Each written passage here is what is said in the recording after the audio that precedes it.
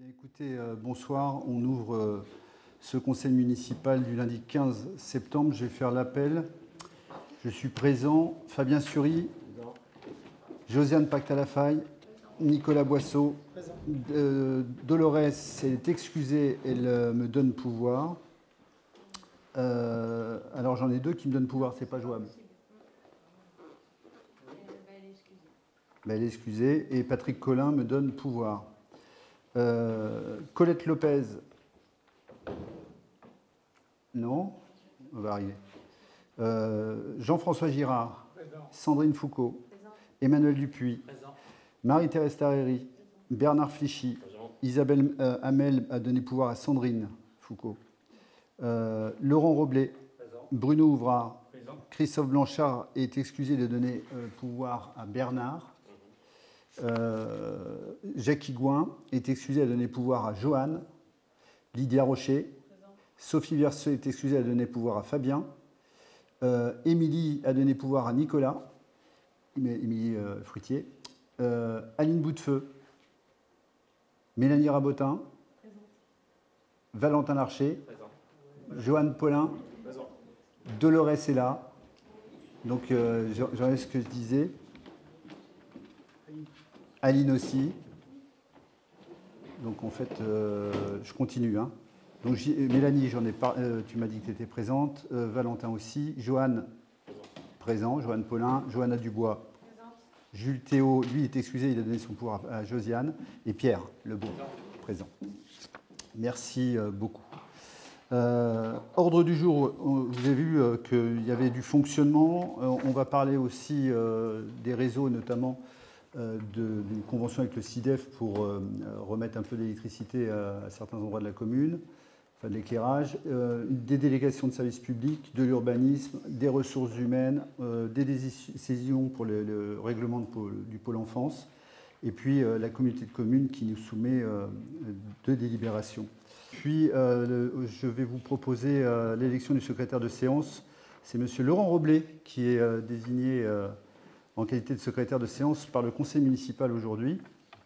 Et puis je vous donne une information en propos liminaire, notamment, alors ce n'est pas une délibération, mais c'est juste un porté à connaissance, une information que je vous porte, puisque conformément à la loi, j'ai sollicité auprès de la commune la protection fonctionnelle, en lien avec mes fonctions de maire, en fait, de la commune. J'ai été victime de faits qui sont susceptibles d'être qualifiés pénalement de menaces violentes et volontaires et de diffamation.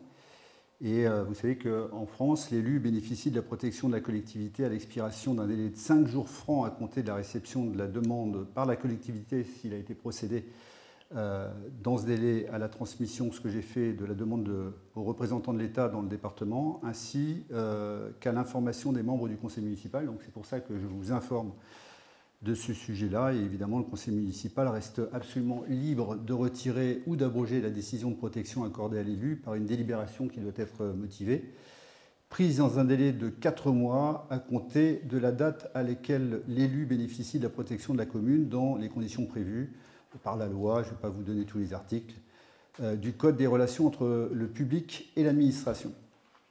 Voilà, donc ce sont des menaces qui ont porté atteinte à moi-même, hein, des menaces violentes, et à ma famille. Et donc, dans ce cadre-là, et après avoir vu la gendarmerie et les autorités, ils ont estimé qu'il fallait que je porte plainte. Donc, c'est ce que je fais. Et j'ai l'obligation de vous en informer. Donc, c'est ce que je fais aussi. Je vous informe. Sinon, je vais vous demander d'approuver le procès-verbal de la séance du 7 juillet 2025. Donc, vous avez forcément reçu ce procès-verbal. Est-ce qu'il y a des questions? Qui s'abstient? Non. Tout le monde est pour, alors? Alors, tout le monde est pour? Ok, ça marche. Merci beaucoup. On passe tout de suite au corps de notre conseil municipal. Une première délibération pour un mandat spécial, notamment pour l'association Chronos, le sujet des congrès des maires et un autre sujet qui concerne les labels. j'informe le Conseil que la commune a été sollicitée pour participer à différents événements qui se déroulent dans les semaines à venir, et notamment le congrès des maires, une journée sur la mémoire du risque, et aussi à la participation à une remise de labels. Donc, considérant l'intérêt pour la commune de pouvoir participer à ces rencontres qui sont importantes, je propose au conseil municipal de donner mandat spécial à plusieurs membres du bureau. Et donc, je vous le soumets. Je voudrais qu'on donne mandat à Emmanuel Dupuis, Nicolas Boisseau, Fabien Sury, Jules Théopler et Josiane Pacta-Lafaille et moi-même pour participer au congrès des maires du 18 au 21 novembre 2025 à Paris. Est-ce qu'il y a d'autres personnes qui voudraient avoir ce mandat? Non.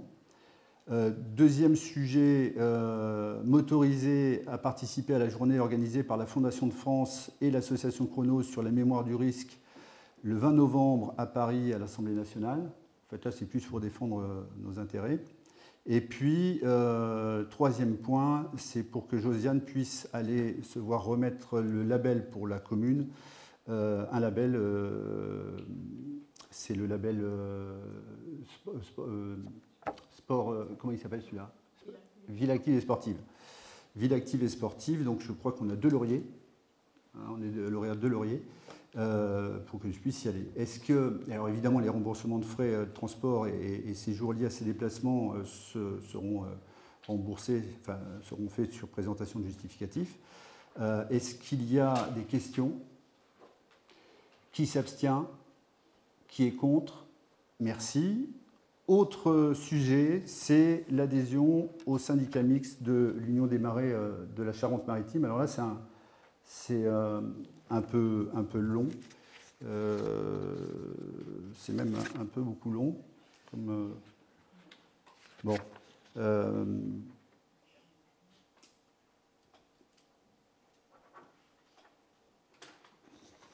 Ce que je vous propose, c'est de vous expliquer ce que c'est. En fait, le syndicat, aujourd'hui, le syndicat mixte de l'Union des marais de la Charente-Maritime, c'est ce qu'on appelle l'UNIMA. C'est un syndicat qui intervient dans les travaux liés à l'hydraulique, à la voirie et à la protection des milieux. Et en clair, il accompagne les collectivités et les établissements publics pour entretenir, aménager et protéger tout ce qui touche au réseau d'eau, aux ouvrages hydrauliques et aux marais. Et pourquoi ça nous concerne directement? Parce que notre commune de L'Île-la-Presqu'île fait partie d'un des plus grands sites, des plus grands sites de production de moules de Bouchot. Or, cette production connaît régulièrement des difficultés à cause d'une baisse de qualité des eaux, notamment après les fortes pluies. Et ces eaux de ruissellement, ça charrie des polluants jusqu'à l'estuaire du Lay et la Sèvre niortaise. Et même si les incidents restent ponctuels, ils peuvent avoir des conséquences graves, notamment dans le changement de classement des concessions mytilicoles.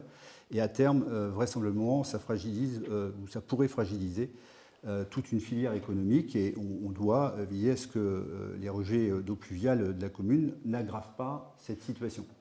Et c'est pourquoi j'ai prévu que nous réalisions un schéma directeur des eaux pluviales. Ce document permettra d'abord de cartographier et de diagnostiquer tout notre réseau pluvial, alors les réseaux enterrés, les fossés, les éclutoires, les puits drainants, etc., tout ce qui s'ensuit, de recenser les anomalies et vraisemblablement d'évaluer leurs impacts sur l'environnement. Alors l'objectif est de bâtir un plan d'action clair. L'idée, c'est de supprimer les dysfonctionnements, s'il y en a, de réduire les rejets polluants si on en trouve, mais malheureusement, on risque d'en trouver, mettre en place une gestion intégrée des eaux pluviales, par exemple directement à la parcelle, et organiser cette gestion en lien avec notre urbanisation. On en parlait tout à l'heure en comité de communes, justement, notre PLUI, en tout cas ce qui nous concerne dans le PLUI, grâce à un zonage qui devra être adapté. Donc en adhérant à l'UNIMA, on va pouvoir bénéficier d'abord de leur expertise technique et humaine pour mener ce travail de fond que nous n'aurions évidemment pas les moyens de faire seuls.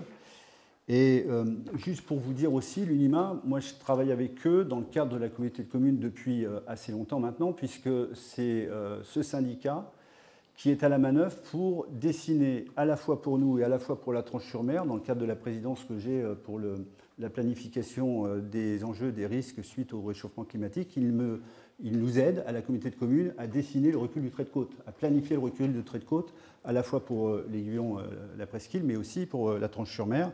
Ils sont très très ciselés et ça nous permet d'avoir des études et des outils techniques qu'on n'a pas les moyens, nous, petites communes, de s'offrir. Et en fait, la Charente-Maritime a été quand même très intelligente. C'est qu'ils ont décidé de se dire, ben voilà, on est plusieurs communes littorales sur le front de mer et on va tous s'allier pour cotiser à travers un syndicat et s'offrir les meilleurs scientifiques sur le sujet. Et donc c'est ce qu'ils ont. Ils ont une vraie expérience scientifique et technique. Et ça leur permet de créer des logiciels, des outils, des applications comme on va avoir, nous, justement, pour anticiper les tempêtes, les submersions marines, le recul du trait de côte. Mais là, pour le coup, comme ils ont une vraie expertise, on leur dit aussi, ça serait bien de cartographier et diagnostiquer tout notre réseau pluvial parce qu'on a le sentiment que quelque part, d'abord, ça va nous servir. Et deuxièmement, on a quand même une économie Conchili et Mytilly, et voilà, on ne peut pas faire comme si ça n'existait pas. Et je vous propose d'adhérer officiellement à l'Union des marais de la Charente-Maritime, de nous engager à verser la cotisation annuelle. Par contre, j'aurais aimé qu'on me donne le montant de la cotisation, je ne l'ai pas, mais je sais qu'il est de 5 000... 500 euros. Ah bon, alors pour les communautés de communes, c'était 5 000. Si c'est 500 euros, tant mieux. Mais vous voyez bien le truc, c'est-à-dire qu'en adhérant chez eux aussi, ça nous permet d'éviter les appels d'offres, etc. Voilà. On devient membre de l'Union des marais de Charente-Maritime et évidemment d'adresser notre candidature au comité syndical de l'UNIMA si vous me dites que vous êtes d'accord. Donc, est-ce qu'il y a des questions? C'est une démarche très environnementale, mais je pense que c'est nécessaire qu'on le fasse pour l'avenir de la profession, de nos jeunes, et puis même, il ne faut pas oublier que s'il n'y a plus ça, il y a un pan de l'économie touristique qui n'existe plus, et ça serait très grave. On est d'accord, on y va? Qui s'abstient? Qui est contre? Merci beaucoup. J'ai oublié un truc? Ben, merci. 380 euros, voilà. Et c'est une bonne nouvelle, parce que je pensais franchement que c'était plus important. Alors, je vais passer la voix à Nicolas Boisseau, qui va nous parler des travaux d'éclairage neuf. Merci. Dans le cadre des travaux de requalification du port et des... T'entends pas? C'est bon. Vous m'entendez? Ah oui, c'est bon? Non. Vas-y, prends celui-là. C'est bon, ils s'éteignent tous. Hein. Il s'éteigne quand il approche Nicolas. Il y a des ondes. Normalement, Vous m'entendez? Oui. Ok. Dans le cadre des travaux de requalification du port et des abords du plan d'eau, je vous propose de réaliser des travaux neufs d'éclairage et de rénovation. Je vous communique la participation prévisionnelle de la commune, tout en précisant qu'ils pourront être ajustés après validation de l'étude définitive. Pour les travaux en neuf, montant prévisionnel hors taxe, 89 235 €, pour un montant TTC de 107 082 €. Base de participation, 89 235 €. Taux de participation, 70%. Montant de la participation, 62 469 €. Pour les travaux de rénovation, montant prévisionnel hors taxe, 11 145 €. Pour un montant TTC, 13 374 €. Base de la participation, 11 145 €. Taux de participation, 50%. Pour un montant de participation de 5 573 €. Total des travaux, 68 038 €. Je vous demande d'émettre un avis favorable à la réalisation des travaux présentés ci-dessous, d'approuver le projet de convention et d'autoriser Monsieur le maire à signer la convention avec le CIDEV. Avant, si tu veux bien, Nicolas, je vais demander au service technique, au directeur, de nous éclairer un peu plus sur la dépense. oui. Alors, dans le cadre du projet de requalification urbaine du port et du plan d'eau, vous avez en fait tout le long de l'avenue Amiral Courbet des candélabres qui, de par leur positionnement, en fait, ne permet pas de faire en profil de travers, en gros, à la fois la voirie en double sens, la piste cyclable et la piste piéton. Donc il y a déjà une partie où il faut décaler les candélabres. Ensuite, dans la zone qui est devant les commerces, il y a des candélabres qui sont aujourd'hui hors service, l'endroit où il y a des garages. Là. Donc ça veut dire qu'il y a des candélabres neufs en fait, en installation, notamment pour avoir des équipements qui permettent d'avoir un peu plus d'autonomie sur leur fonctionnement et utiliser le site sur des animations estivales. Et puis ensuite, dans la zone portuaire beaucoup plus professionnelle, donc en face de Plastipèche, vous remarquez qu'il y a encore des boules par endroit. Donc des trucs vraiment très anciens, très énergivores. Donc ça, c'est des parties aussi en remplacement complet. C'est l'ensemble du secteur. Ok. Il y a d'autres questions? S'il y a d'autres questions, non? On passe aux voix. Qui s'abstient? Qui vote contre? Bien, merci. Merci beaucoup. Donc on continue avec une DSP, avec un avenant à la DSP du camping de l'Abbé. Je rappelle au conseil municipal la DSP passée avec la société Alpha Camping, je ne sais pas si vous vous rappelez d'elle, pour le développement, la gestion, l'exploitation, l'entretien et l'animation de notre camping municipal, le camping municipal de l'Abbé, sur la commune déléguée de l'Aiguillon-sur-Mer, signé en mars 2023. À la demande de cette société et dans le cadre de l'optimisation des équipements, il est proposé de modifier l'article 4 du contrat. Alors, pourquoi? C'est afin d'autoriser la sous-location de la salle commune pour leur permettre en fait, de la mettre à disposition, évidemment, moyens rémunération, pour des personnes extérieures au camping, uniquement en période d'ouverture du camping, dès lors, évidemment, qu'aucune activité d'animation n'est prévue au programme et dans le respect, évidemment, des campeurs et du règlement intérieur, ce qui permettra aussi de grossir le chiffre d'affaires. Je vous rappelle que si le chiffre d'affaires grossit, puisque nous, c'est un pourcentage du chiffre d'affaires, c'est autant d'argent qui rentre pour la commune et les deniers publics. Est-ce qu'il y a une question? Oui. À qui? Et vous pouvez faire quoi? Les entreprises, en fait, pour faire des comment on appelle, des séminaires. Des séminaires.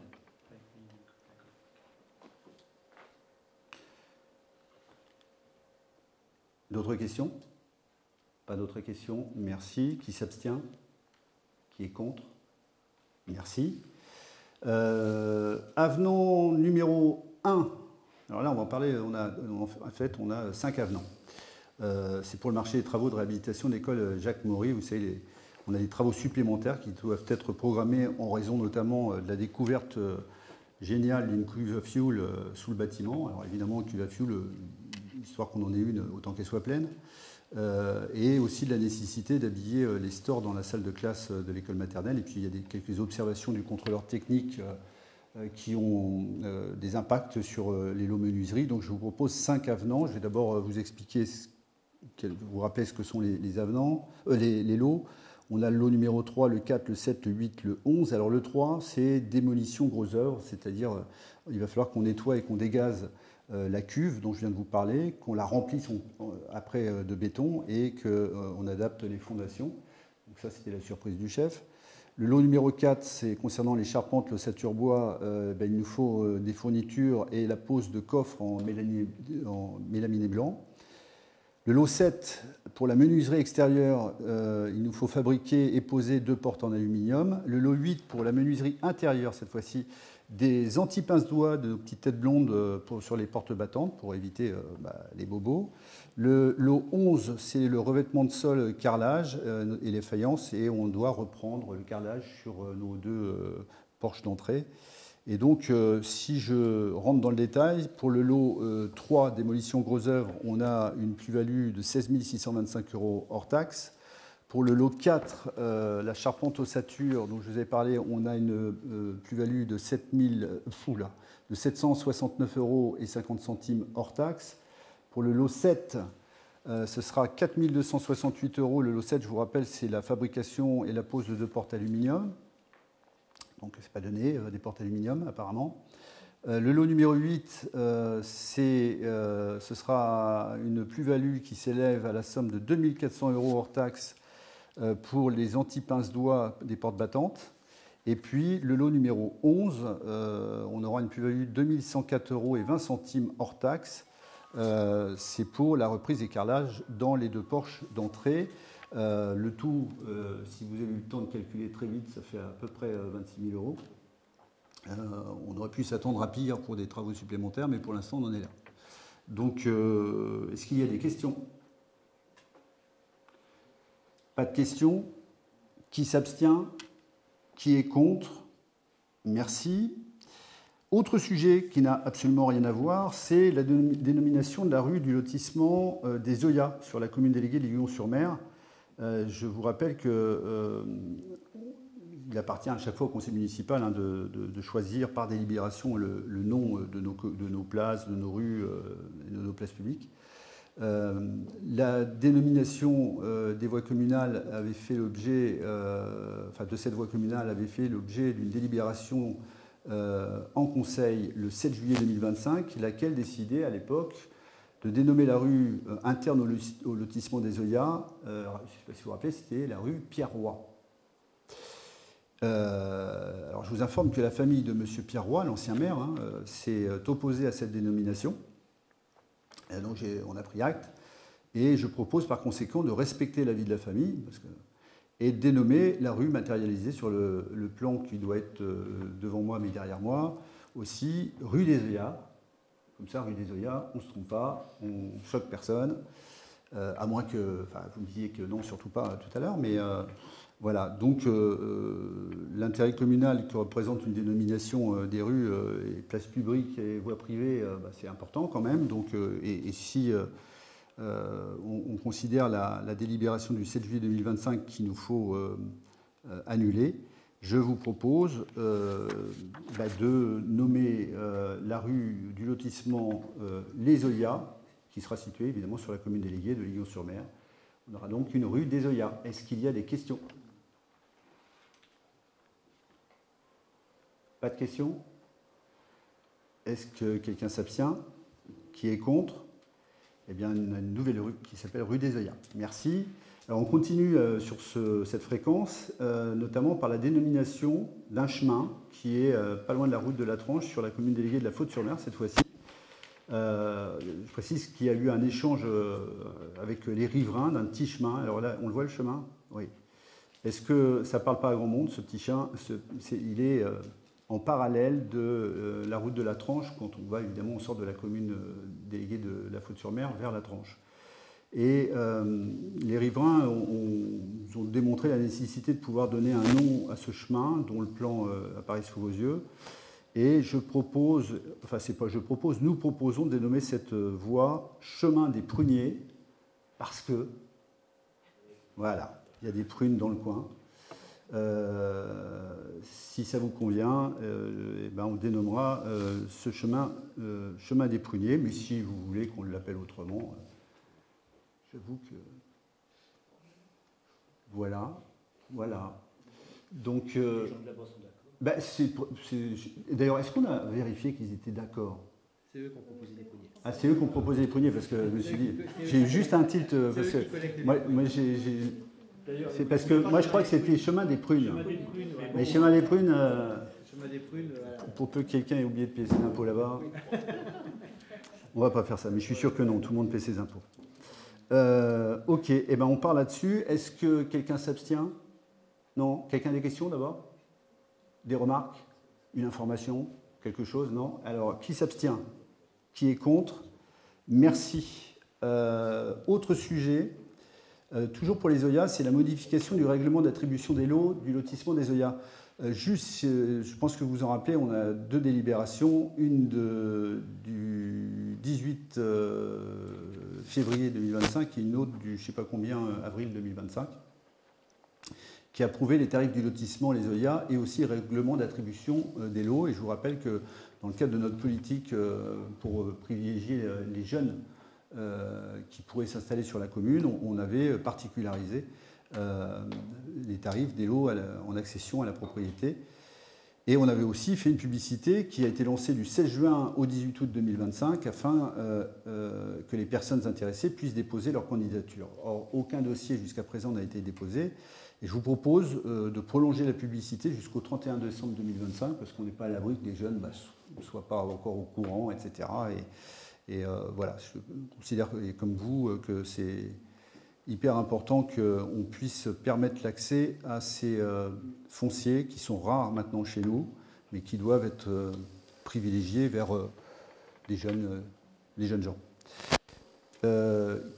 Et je vous propose d'émettre un avis favorable à la modification du règlement d'attribution des lots et de me permettre d'effectuer les démarches qui sont nécessaires pour la mise en œuvre de ce règlement. Est-ce que ça vous convient? Qui a des questions? On peut renouveler plusieurs fois ou... Oui, mais c'est par durée, quoi. Oui, voilà. Mais oui, et puis on le fera. Parce que si ça vous convient, on le fera, parce que le but, c'est quand même pour eux, quoi. Les autos ont été pris Non, les autos, non, mais c'est simplement que je ne voudrais pas que des jeunes arrivent à la fin en disant si on avait su, parce que ça arrive systématiquement. Ok, qui s'abstient? Qui est contre? Merci. Alors là, c'était Patrick qui devait présenter, mais je la présente. Cette délibération, c'est pour l'acquisition de parcelles de terrain nus. Alors je ne sais pas si tu vois là. On ne voit pas bien là. Oui. On est dans l'angle de la rue. Voilà, ok, ça marche. Voilà. En fait, voilà, c'est pour que vous situiez. On a le parc, on sort du parc, on reprend pour aller prendre le boulevard du Lay, et juste à l'angle, avant de tourner, on a là ici, voilà. Vous avez un grand, c'est pas un cèdre, je crois, mais c'est un pin parasol qui est là, qui est magnifique, etc. Donc, j'informe que le propriétaire, ou les propriétaires, ce sont monsieur et madame Poisblanc, qui sont situés au 6 boulevard du Lay, sur la commune déléguée de la Faute-sur-Mer, ont un terrain d'une contenance de 1184 mètres carrés. Ils veulent nous la céder. Elle est située sur un terrain qui, je rappelle, est non constructible, qui permettrait d'obtenir une unité foncière et qui permettra à terme de pouvoir aménager un petit espace public. On manque cruellement, je ne sais pas si vous voyez, on est juste à côté du marché. On manque cruellement de stationnement et ça pourrait être une opportunité pour nous de récupérer ce parc, cet endroit, mais qui pourrait justement rester perméable, mais en stationnement. Le but étant d'éviter de bétonner, de goudronner, voilà. Mais au moins un petit stationnement sympa, arboré, voilà. Des questions? Oui, absolument. C'est ça, c'est là où était Jacques. Ouais. Elle est vendue. Ouais. Et là, il y a des travaux d'ailleurs dessus, à cet endroit-là. Il y a des travaux partout, de toute façon. Donc, voilà. Est-ce qu'il y a des... Non, il n'y a pas d'autres questions? Qui s'abstient? Ah oui, j'ai oublié de donner le prix. Le prix, c'est 1700... je sais pas où j'ai mis. 1776, voilà. En fait, c'est 1,50 € du mètre carré pour 1776 €. Et bien dans ces conditions, puisque personne ne s'abstient et que tout le monde est pour, eh bien on va l'acquérir. Autre sujet,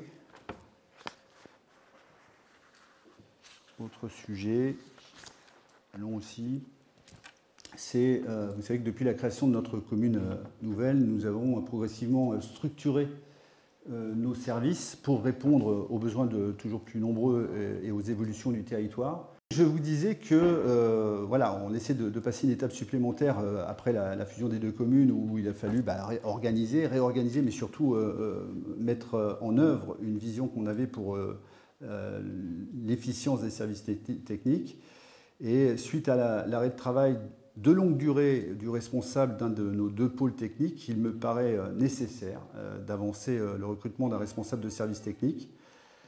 Cet agent aura pour mission de donner une nouvelle dynamique à nos équipes techniques qui sont déjà très expérimentées. Je ne sais pas si vous l'avez remarqué, mais on a une chance extraordinaire d'avoir des gens très engagés et très expérimentés. Il devra notamment manager les agents techniques en étant fédérateur et un innovateur dans l'organisation du travail si possible. Il devra aussi piloter les activités techniques en lien avec les orientations stratégiques qui sont fixées par nous, les élus et vous, et conseiller évidemment les élus afin d'élaborer des programmes annuels et pluriannuels de travaux.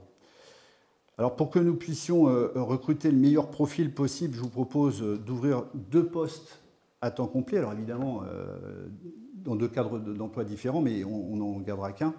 Un poste dans le cadre de technicien, du grade de technicien au grade de technicien principal de première classe, et puis un poste dans le cadre des ingénieurs, donc au grade d'ingénieur principal de première classe. Bien entendu, comme je le disais, un seul agent sera recruté et le poste non retenu sera ensuite supprimé conformément à la procédure habituelle.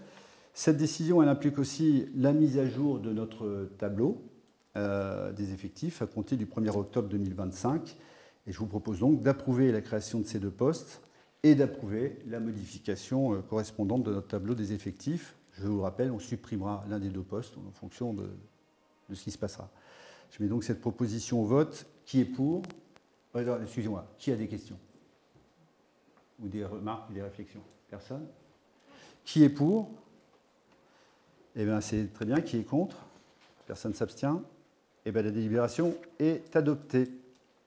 Qu'est-ce qu'on a ? Voilà, modification aussi du règlement Pôle enfance. Ça, en fait, je rappelle qu'on a un règlement qui est mis en place pour le Pôle enfance, lequel prend en compte le service périscolaire et le service extrascolaire. Et on a de nombreux impayés. Et alors, ça arrive d'avoir des impayés. Ce qui est plus embêtant, c'est quand on a souvent des impayés qui reviennent et où ça continue. C'est-à-dire que d'année en année, ce sont les mêmes qui ne payent pas et qui font payer à la collectivité, et notamment aux autres parents, ce qui n'est pas équitable, eh bien, leur défaillance. Donc, ce qu'on vous propose, c'est l'article 10. On vous propose de le modifier. Il est relatif à la tarification et à la facturation, en précisant que la municipalité se réservera maintenant le droit de restreindre le service en cas d'impayé. Alors, moi, quand j'ai lu la façon dont je l'expose là, je me suis dit, ça veut dire quoi dans la vraie vie, ça ? Ça veut dire qu'on dit qu'on se réserve le droit, grosso modo, de limiter un service qui est offert à un enfant, qui n'est pour rien, lui. On est d'accord ? C'est-à-dire que ce n'est pas parce que les parents sont défaillants que le pauvre enfant, lui. Donc, il est évident qu'en disant ça, la commune n'abandonnera jamais un enfant sans repas ni accueil. Mais il est de notre responsabilité de protéger les deniers publics et aussi de garantir l'équité entre les familles. Et la modification du règlement vise juste à responsabiliser les parents en cas d'impayé persistant, tout en assurant évidemment que les besoins essentiels des enfants seront toujours respectés. Parce que quand j'ai lu ça, je me suis dit, ça ne va pas avec nos valeurs, ça peut aussi être mal interprété. Donc je voulais que ce soit très très clair, mais pour autant, il faut que ceux qui s'engagent, quand on les aide jusqu'au bout, alors qu'on a les solutions pour qu'il n'y ait pas de problème financier pour les parents, rentrent au moins dans les démarches eux-mêmes afin que la solidarité opère. Mais on ne peut pas aller jusqu'à prendre la main des gens et écrire la lettre qu'il faut écrire, surtout quand on leur dicte. Voilà. Est-ce qu'il y a des questions ? Oui, il faut insister sur lequel on a toujours cherché à avoir des règlements amiables. Ah, mais on a cherché à avoir des règlements amiables, et puisque ça, c'est qu'on a mis en place tout ce qu'il fallait pour que ça soit quasi indolore pour la famille. Enfin, même indolore. Donc, il y a un moment, quand on fait tout pour que ce soit solutionné, que l'enfant puisse être pris en charge, que la solidarité opère, et qu'il suffit d'une signature du parent pour ça, et qu'on attend 1 an, ça fait beaucoup. D'attendre une signature. Mais bon, ça marque le coup, mais ça ne changera pas qu'on sera solidaire. Est-ce qu'il y a des questions ? Pas de questions ? Qui s'abstient ? Qui est contre ? Merci. Alors, là, maintenant, il y en a pour je ne sais pas combien de pages de modification de statut, et en fait, on va parler de la STEP. En fait, vous savez que les communes peuvent transférer certaines de leurs compétences à la communauté de communes pour gérer ensemble des services qui dépassent le cadre communal. C'est ce qu'on appelle la coopération intercommunale. Et je le rappelle, pour ceux qui ne maîtrisent pas toujours ça, mais parce qu'il faut rentrer dedans, mais c'est la loi NOTRe qui le permet, et la loi NOTRe de 2015 avait rendu obligatoire le transfert des compétences eau potable et assainissement aux communautés de communes. C'est-à-dire qu'on devait transférer cette compétence à la communauté de communes. Enfin, c'est deux compétences, c'est-à-dire la compétence eau potable et la compétence assainissement. Et on devait le faire au plus tard le 1er janvier 2020. Alors cette échéance a été plusieurs fois repoussée, notamment au 1er janvier 2026 pour certaines communes. Mais en avril dernier, parce qu'en France on fait les choses simplement, il y a encore une nouvelle loi qui est venue changer les choses et elle permet désormais d'exercer des compétences, alors je mets des guillemets, à la carte. Parce que ça c'est une interprétation, mais c'est-à-dire que certaines communes peuvent choisir de transférer ou non tout ou partie de ces missions selon leurs besoins et leurs capacités. Et cela suppose de modifier les statuts de notre communauté de communes. Alors, ce changement législatif perturbe un peu la dynamique collective qu'on avait engagée sur la gestion de l'eau et de l'assainissement à la Comcom Sud-Vendée Littoral. Et pour autant, nous devons nous adapter et mettre à jour nos statuts afin de rester en conformité avec la loi et puis surtout de permettre à chaque commune de trouver sa place dans cette nouvelle organisation. Alors concrètement, il y a plusieurs démarches qui sont en cours. On a d'abord créé un budget annexe de type SPIC, service public, industriel et commercial, pour donner plus de souplesse et de gestion. On a fait une étude pour élaborer un schéma directeur d'assainissement collectif avec un diagnostic des réseaux, mais ça vous le savez, ça a été déjà fait sur notre commune. Et on l'a fait avec un géoréférencement, on sait exactement ou à peu près exactement où se trouve quoi. On a confié une mission au cabinet Gétudes pour préparer le transfert de la compétence. Ça a été fait en 2025. Et puis, on a recruté un responsable de régie prévu pour le 1er juillet 2025. Quand je dis « on a », c'est la communauté de communes A.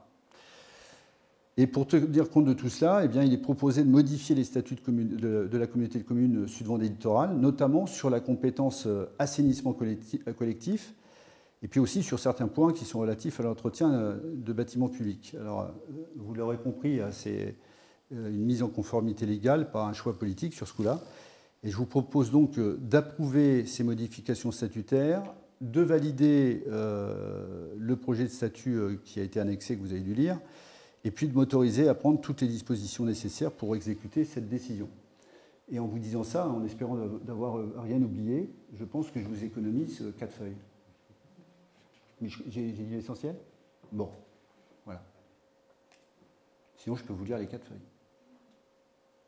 Non, c'est important, hein, parce que là je joue un peu à l'humour, mais c'est quand même hyper important, c'est qu'on va transférer cet assainissement, et vous verrez dans un second temps qu'on l'a fait dans des conditions qui sont extrêmement équilibrées, et même très avantageuses pour notre commune, puisque... je ne veux pas rentrer dans les détails financiers, mais on en parlera vraisemblablement une prochaine fois.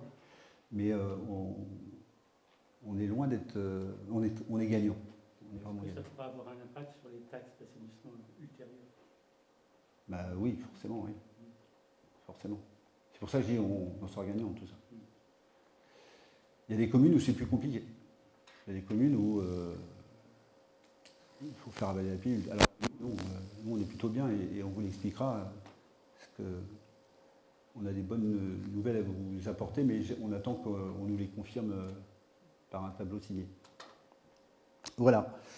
Est-ce qu'il y a d'autres questions que celles pertinentes de Bruno? Non? Qui est pour? Qui s'abstient? Qui est contre? Merci. Alors, maintenant, on a une convention de prestation de services de personnel non titulaire avec la communauté de communes Sud-Vendée Littoral. Alors, dit en français, vous savez que on a, dans le cadre de nos compétences, un exercice commun avec la communauté de communes Sud-Vendée Littoral qui nous met des agents à disposition pour l'exercice des activités extrascolaires au sein de l'accueil de loisirs. Alors pour ce faire, il est nécessaire à chaque fois d'établir différentes conventions. On en a une pour la convention de mise à disposition pour les agents titulaires. Donc c'est une convention qui est entre la communauté de communes Sud-Vendée Littoral et la commune de l'Aiguillon-la-Presqu'île. Et puis on a une autre convention. On a des conventions de prestation de services pour les agents qui sont non titulaires. La convention de mise à disposition des agents titulaires a été renouvelée lors du conseil municipal du 7 décembre 2023 pour 3 ans à compter du 1er janvier 2024. Donc ça ne concerne pas cette convention, mais on a une autre convention de prestation de services pour la mise à disposition du personnel communal non titulaire qui a été renouvelée pour 3 ans à compter du 1er septembre 2022. Et vous comprenez bien que là, on arrive à échéance. Et ma seule proposition de ce soir, c'est de renouveler cette convention pour 3 ans avec la communauté de communes Sud-Vendée Littoral pour pouvoir pérenniser, continuer le travail qu'on fait au pôle enfance, au pôle accueil loisirs. Voilà. Ni plus ni moins. Est-ce qu'il y a des questions concernant l'accueil loisirs? Cette convention, enfin, j'ai rien de spécial là pour le coup. Oui, absolument. Eh bien, je vous propose de voter pour. Qui s'abstient? Qui est contre? Merci. Et on en aura fini avec l'ordre du jour, mais je veux vous parler quand même du compte-rendu des décisions prises sous délégation. Il y en a quelques-unes qui méritent de s'arrêter dessus, notamment l'étude du secteur terrain de foot, l'ESTOU. En fait, c'est un bureau d'études qui nous accompagne dans la constitution de l'après-recomposition de notre territoire, puisque on a certaines zones où on sait déjà qu'on ne pourra pas continuer les activités à cause du plan de prévention des risques littoraux et notamment du zonage qui devient de plus en plus contraignant et qui impacte de façon dure l'avenir économique de certaines de nos grosses entreprises, et notamment le Super U, où il faudra à coup sûr relocaliser. Mais pas que lui. On a aussi un besoin d'accueillir un centre de soins de suite et un EHPAD pour l'avenir. Enfin, on en avait déjà parlé, notre EHPAD, il va falloir imaginer la suite. On doit composer aussi l'habitat pour certains de ceux qui travaillent dans ces entreprises. Et donc, il y a un schéma directeur qui doit être créé de telle façon à créer une OAP. C'est une vision pour l'avenir. Et parce que si on ne le fait pas maintenant, que ce soit bien clair, si on ne travaille pas avec l'État pour ça, dans la fréquence de ce qu'envisage l'État pour la sécurité des habitants de la commune et pour la commune, forcément, un jour, on y sera contraint. Et ça ne se passera pas de la même façon si on est contraint que quand on travaille avec eux. Donc, on s'est mis dans une démarche, on en a parlé cet après-midi avec le cabinet qui accompagne la communauté de communes dans la constitution de son plan local d'urbanisme intercommunal, où le site et l'action de l'Aiguillon a été cité comme, je ne mens pas, hein, mais comme un modèle d'anticipation et de préservation de l'activité dans un territoire contraint par le réchauffement climatique. Et donc ça rentre dans un cadre beaucoup plus large que notre seule volonté. Il vaut mieux se faire aider en étant exemplaire que de faire la guerre en n'obtenant rien. Voilà. Donc pour ce faire, évidemment, il faut des gens qui soient reconnus sur la place nationale. L'ESTOU, le cabinet l'ESTOU est reconnu au niveau national. Je vous rappelle que c'est le cabinet qui travaille avec l'ANEL, l'Association nationale des élus du littoral, pour justement savoir comment on fait face à l'océan, comment on continue à vivre sur un territoire de façon résiliente, sur un territoire qui peut être impacté à la fois par la submersion marine, mais aussi par l'érosion du trait de côte, mais aussi par les incendies, les machins, etc. Enfin bref, donc on travaille avec eux.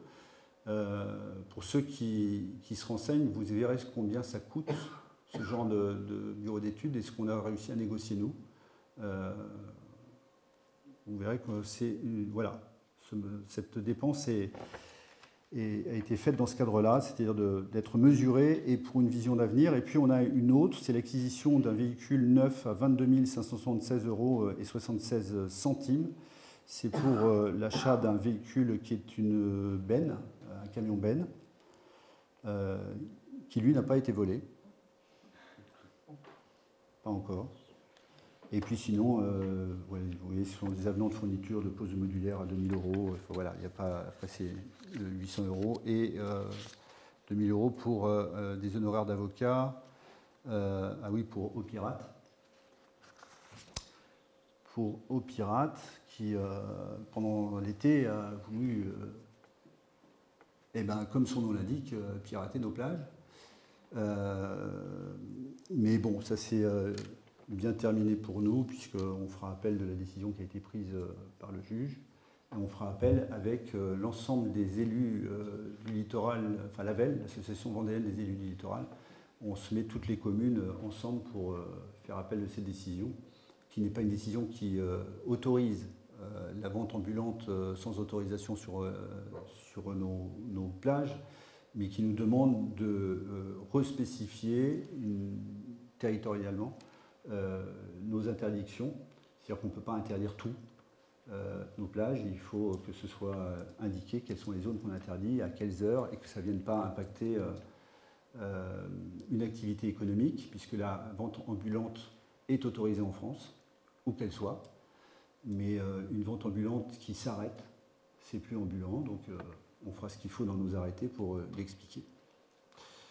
En attendant, la police des Sables d'Olonne a été beaucoup plus ferme que la nôtre, puisque j'ai appris qu'il y avait une garde à vue du dirigeant de la société d'exploitation. Voilà. Donc il rigole moins au Sable que nous. Voilà, et j'en ai fini pour vous dire aussi que le prochain conseil municipal aura lieu le lundi 13 octobre à 19 h, que je vais fermer la séance.